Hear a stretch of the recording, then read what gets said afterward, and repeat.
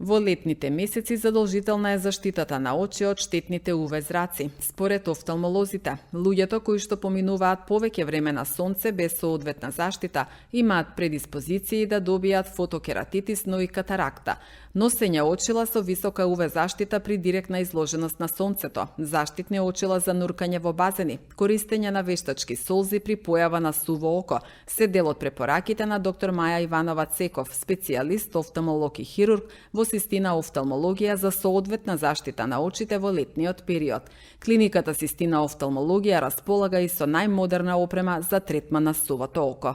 Сите го чекаме летото, нели, за да одмориме, го чекаме сонцето, ги чекаме морето и базените.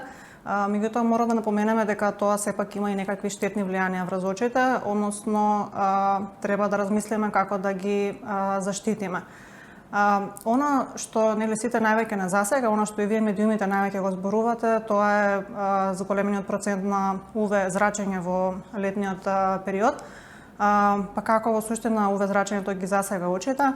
Она што најчесто се појавува и што е, да речам, како најболна компликација е фотокератитисот, кој што во суштина представува оштетување на предниот дел на окото, на рожницата, и кој што се јавува при долготрајна изложеност без нели очила со UV заштита на рефлексија од сонцето, односно кога сме долго изложени на таа рефлексија, да речам, на море или на песок. Друго што може да се појави од таа, да речем, голем процент на UV зраци е појава на катаракта, меѓутоа тоа би требало да биде онака долготрајна изложеност на тие UV зраци, појава на надворешно перде или птеригиум и секако оштетување на точката за јасен вид. Тоа е исто нешто што може да настане акутно и акутно да го намали видот. Секако, да не биде ова нели лоша пропаганда за јавните базени, меѓутоа она на што треба да се внимава е базените секогаш да бидат чисти.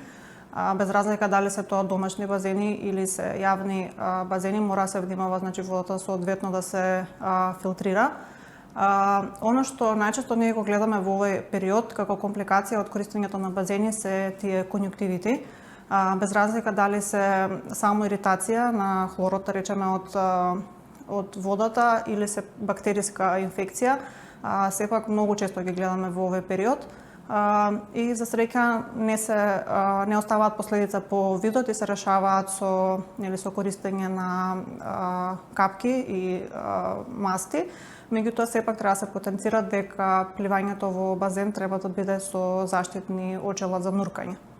Топлиот воздух во суштина прави сушење на солзниот филм, кој што е заштитен на окото, и она што се јавува е практично појава на суво око. Она што пациентите го приметуваат кај појава на суво око е зачестена потреба за трепкање, заматување на видот понекогаш, кое што се чисти со неколкократно трепкање, понатака чувство на песок во очите и грепкање, и тогаш пациентите се јавуваат на лекар дека имаат некаков проблем и ние ги диагностицираме со тоа суво око. Она што најчесто користиме како терапија се вештачките солзи и препорака сепак да се избегнува долго седење надвор, долго изложеност на ветер и на сувиот воздух и користење на вештачки солзи.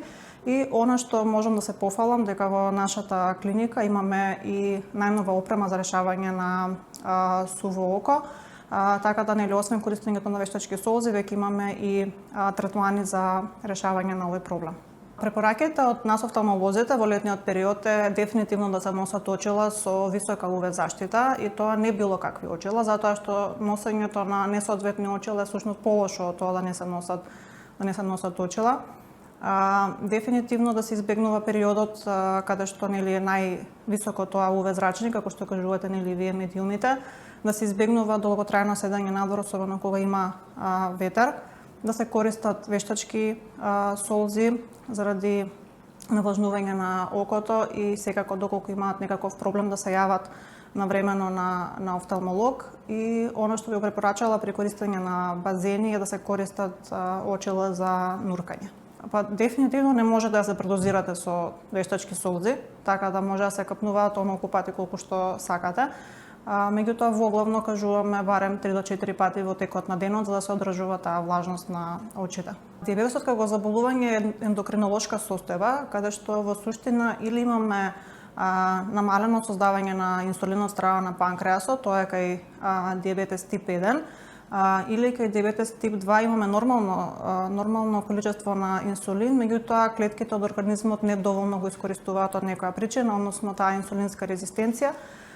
Како и да е, во двата случаи се јавува покачено ниво на глукоза во крвта или народски кажано покачен шеќер во крвта. Диабетесот општо во целиот организам, па и во очите практично ја засега микроциркулацијата, односно оние најмали крвни садови кои што се во организмот, па така на тој начин најчесто страдаат и очите. Што се случува?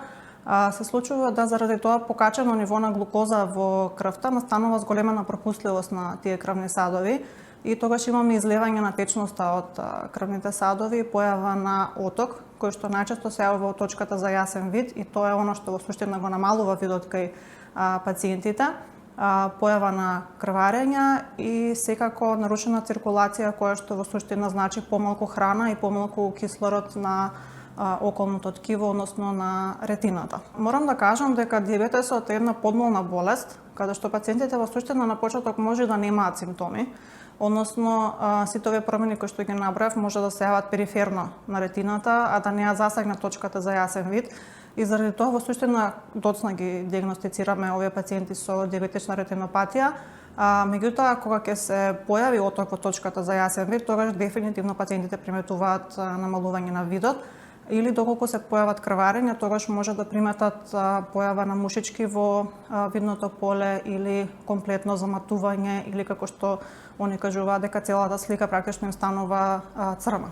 Диабетичната ретинопатија како состојба се третира на повеќе начини. Во суштина се зависи од тоа кога и во кој период сме ја фатиле диабетичната ретинопатија, односно во кој стадиум. Доколку ја фатиме во некоја си почетна фаза, тогаш препорачуваме редовно следење, односно мониторинг на пациентите. Меѓутоа, доколку се појави оток во точката за јасен вид или крварење по ретината, тогаш препорачуваме апликација на анти-ВГФ, односно антиваскулар endothelal growth factor инекции кои што се ставаат натре во окото и кои што ја третираат оваа состојба. Понатаму во одредени случаи се прави лазер фотокоагулација на ретината и кај оние најнапреднати случаи каде што не помагаат овие претходните методи, тоа е кај пациенти кои што имаат хронично крварење внатре во окото и пациенти каде што во суштина настанала аблација на ретината заради понапреднат стадиум на оваа ретинопатија, тогаш се препорачува хируршки зафат, односно витректомија. Препораките од нас офталмолозите е дефинитивно редовно следење на диабетичарите. Кај нас постои скрининг на одделот за ендокринологија за пациентите со диабетес, односно преглед на фундус. Меѓутоа, оно што ние го гледаме е дека сепак на крајот кај нас пациентите не се рано диагностицирани и ние ги гледаме баш онака најлошите компликации кои што завршуваат со последната фаза кај што споменав дека треба оперативен зафат. Затоа морам да потенцирам дека сите диабетичари кои што се ново откриени, првиот преглед мора да го направат во првиот месец после откривање на диабетесот и тоа со ширење на зеници. И понатака, зависно од тоа каква ќе биде препораката на офталмологот, тие контроли да се прават на неколку месеци, на 6 месеци, еднаш годишно, че се зависи од тоа како изгледа состојбата на очите и многу важно како е контролирањето на гликемијата во крвта.